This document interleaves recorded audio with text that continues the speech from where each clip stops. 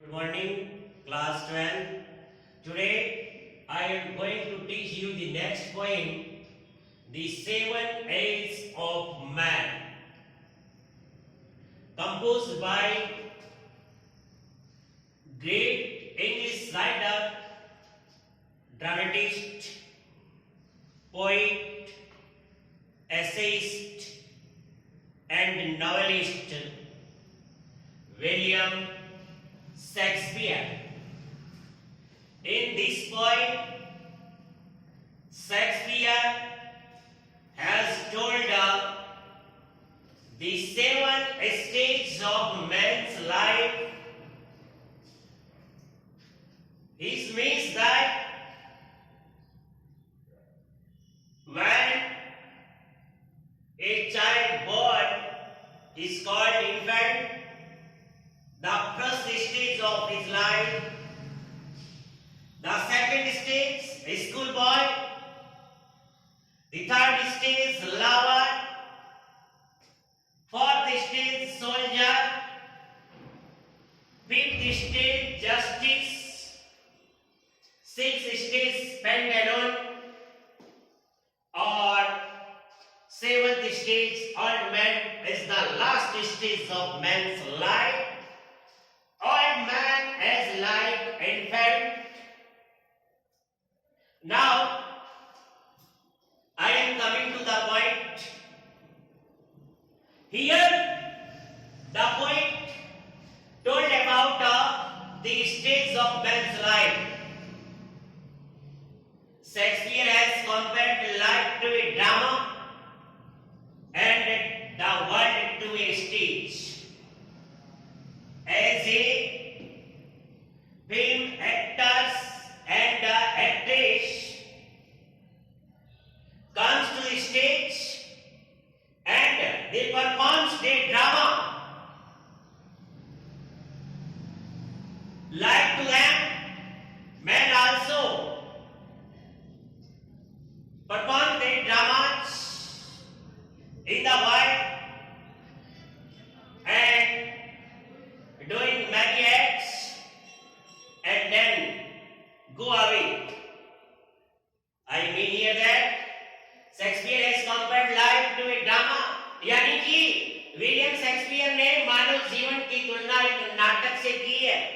यानी यहाँ हम धरती पर जब हमारा जन्म होता है, जन्म होने के बाद में जो भी हम अपनी प्रस्तुति देते हैं, जो भी कार्य करते हैं, जैसे कि खाना पीना, उठना बैठना, कार्य करना, नौकरी करना, कमाना, जो भी कार्य है वो सारा हमारा क्या है?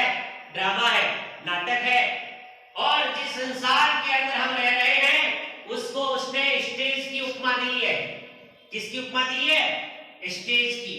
यानी कि संसार को उसने स्टेज बनाया है और हमारी जितनी भी गतिविधियां हैं उन सबको ड्रामा कहा है. The poem describe the stage of man's life. यानी इस कविता जो है वो मानव जीवन को अवस्थाएं जो है, यानी कि कौन कौन सी अवस्थाएं होती है मानव जीवन की, तो यहाँ कवि ने मानव जीवन की जो अवस्थाएं होती है उनको 7 भागों के अंदर बांटा है. From infancy to an old man, यानी शिशुअवस्था से लेकर के वृद्धावस्था तक कितने भागों में बांटा है मानव जीवन को?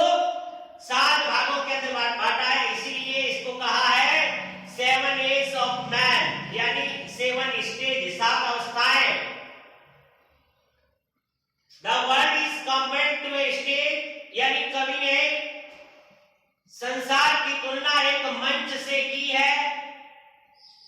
A man in his life, कि एक आदमी अपने जीवन में प्लेज मैनी रोल्स, कई भूमिकाएं निभाता है.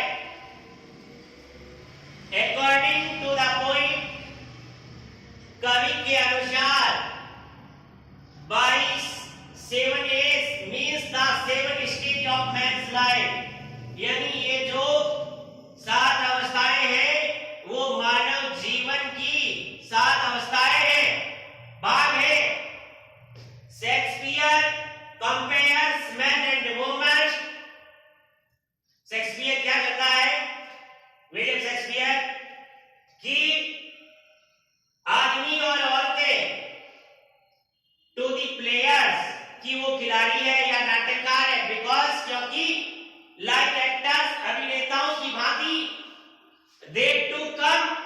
वो यहाँ संसार रूपी मंच पर आते हैं। जिस प्रकार अभिनेता या अभिनेत्री जो है वो मंच पर अपनी प्रस्तुति देने के लिए आती है, उसी तरह या जो नाटककार होते हैं जो मंच पर अपनी प्रस्तुति देने के लिए आते हैं, उसी तरह आदमी और औरतें भी इस मंच रूपी संसार पर अपनी प्रस्तुतियां देने के लिए आते हैं। तो दे टू कम, वो आते हैं, एंड गो, अपनी प्रस्तुतियां जब पूरी हो जाती है या उनकी जीवन लीला समाप्त हो जाती है तो वो फिर वापस चले जाते हैं। अब देखिए यहां जो है कुछ वर्ड लिखे हैं मैंने। The entrance means man are born, यानी इस पोएम जो हम पढ़ेंगे तो इसमें बताया जाएगा, एंट्रेंस एक वर्ड आएगा जिसका मतलब होता है मैन आर बोर्न, कि मानव का जन्म होता है, उसके लिए एंट्रेंस शब्द का प्रयोग हुआ है। एंड देयर एग्जिस्ट मींस, और उनका एग्जिस्ट का मतलब होता है बाहर निकलना, जिसका तात्पर्य होता है दे डाई, यानी उनकी क्या हो जाती है, मृत्यु हो जाती है। ये शब्द बताया गया इसके माध्यम से। मैनी पार्ट्स, डिफरेंट रोल्स, यानी विभिन्न भूमिकाएं, या जो अभिनय करते हैं वो तरह तरह का, उसकी तरह। तो अब सबसे पहले हम बात करते हैं कविता का या इस पोएम का जो फर्स्ट स्टैंजा है उसके बारे में। अब वो फर्स्ट स्टैंजा क्या है, देखिए, all the world is a stage, कि पूरा संसार एक मंच है। पूरा संसार क्या है, एक मंच है, जिसके बारे में I have already told you about that the world is a stage, because William Shakespeare compared the world to a stage. Okay?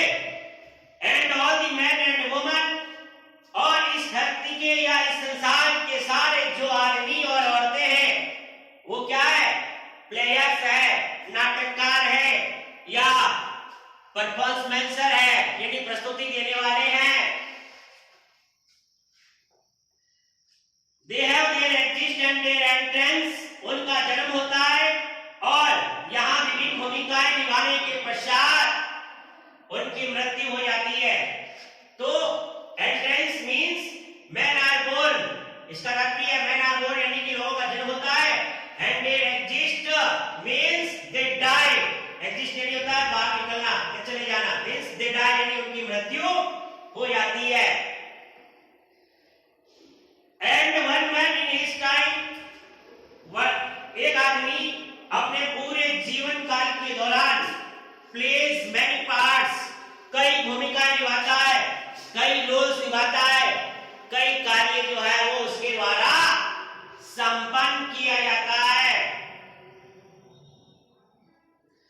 तो अब इसमें ये जो 7 अवस्थाएं बताई है उसके बारे में बात करेंगे। सबसे पहली अवस्था है मानव जीवन की शेषवा अवस्था, जिस समय बालक का जन्म होता है। इनफैक्ट शेषवा अवस्था उसकी, यानी जो शिशु होता है, बिल्कुल छोटा बच्चा, नवजात बच्चा, उसको इन्फेंट कहते हैं। तो इन्फेंट का जो उसका यानी शेषवा अवस्था का जो उसका जीवन काल होता है, उसमें वो क्या क्या कार्य करता है, क्या क्या उसकी गतिविधियां होती है, क्या क्या वो रोल्स निभाता है, उसके बारे में हम जो है यहाँ बात करेंगे। तो इसमें बोला है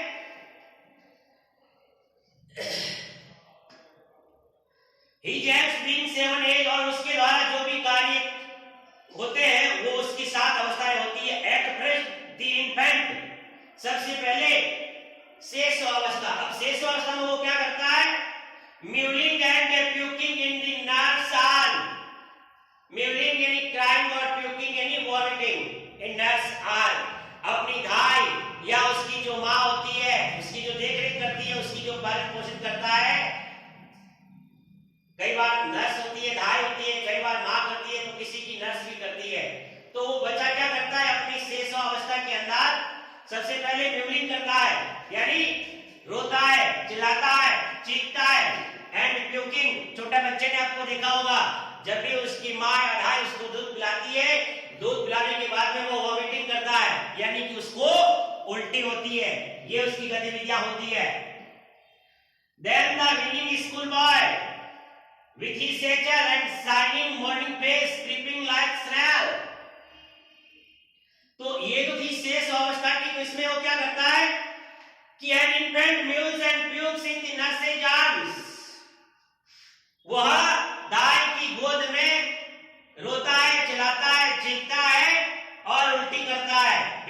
बिकॉज क्योंकि ही इज हेल्पलेस, वो असहाय होता है, उसके द्वारा स्वयं किसी तरह की कोई गतिविधि नहीं होती है, कोई कार्य नहीं होता है। भूख लगती है तो वो रोने लग जाता है, और जब उसको दूध पिलाया जाता है तो दूध जो है वो उल्टी करके बाहर निकाल देता है। असहाय है वो, तो वो अपनी दाई या मां की गोद के अंदर रहता है। उसके बाद में सेकंड स्टेज आती है मानव जीवन की, स्कूल बॉय। कौन सी अवस्था आती है? School boy. अब स्कूल बॉय में क्या होता है देखिए, the face of school boy looks like the morning. School जाने वाले बच्चे का चेहरा जो है वह प्रभात की भांति प्रतीत होता है। प्रभात का मौसम बड़ा सुहाना होता है, जिस समय सूर्योदय होता है, चारों तरफ अथाह शांति होती है और सुनहरा मौसम होता है, उसी तरीके से और चमक होती है। उसी तरीके से स्कूल जाने वाले बच्चे का चेहरा जो है वो चमकता हुआ प्रतीत होता है। The school boy walks like a snail. Snail कहते हैं घेंगा, एक कीड़ा होता है जो बहुत ही धीरे धीरे चलता है। तो वह जब स्कूल जाता है उस समय बहुत ही धीरे चलता है। क्यों? क्योंकि he is unwilling to go to school. वह स्कूल जाने के लिए अनिच्छुक है, उसकी इच्छा नहीं है कि वो पढ़ने के लिए जाए, इसलिए वो धीरे धीरे घेंगे की भांति जबरदस्ती उसे चलाया जाता है। Because he is not willing to go to school, क्योंकि वह स्कूल जाने को इच्छुक नहीं है।